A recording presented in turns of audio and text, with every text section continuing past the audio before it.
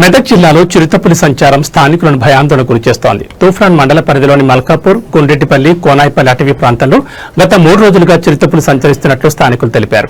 గ్రామ శివార్లో చిరుతపులిని చూసిన కొందరు రైతులు సెల్ ఫోన్లో చిరుతపులి చిత్రాలు చిత్రీకరించారు. చిరుతపులి సంచారంతో వ్యవసాయ పొలాలకు వెళ్లాలంటేనే భయంతో గురవుతున్నారు. చిరుతపులిని బంధించి ఏర్పాటు చేయాలని స్థానికులు కోరుతున్నారు. మల్కాపూర్ అటవీ ప్రాంతాల్లో చిరుతపులిని గుర్తించినట్లు ఫారెస్ట్ అధికారులు తెలిపారు. రాత్రి వేళల్లో రైతులు ఒంటరిగా వ్యవసాయ పొలాలకు వెళ్లొద్దని సూచించారు. ఏ పులి కాకుండా ఎట్లా తెలవాలి ఇప్పుడు? అది దాన్ని బెదిరిస్తే లేస్తుంది. లేస్తుంది ఇటుకి వచ్చేది తెలియదు, ఎటు పోయేది తెలియదు. బండి వేసుకొని పీకాలి. జూమి అన్నదని జూమ్ చేస్తే వస్తుందా మంచిగా? మంచిగా కనబడుతుంది.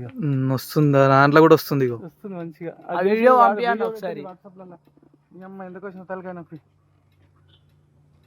అది పాడుకొని అట్నే వస్తుంది. అది అదే కదా.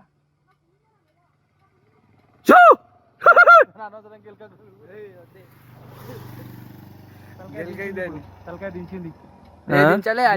అది చూస్తుంది మంచిగా. దించింది తలకాయ దించింది జర్రా అన్న వీడియో వాట్సాప్ చేయాలి. తింపుతుంది తలకాయ అటు ఇటు. అవో దించుతుంది కదా. అది మంచిగా అన్నది. ముడ్డ పోరాడు పులి పులి అన్నాడు.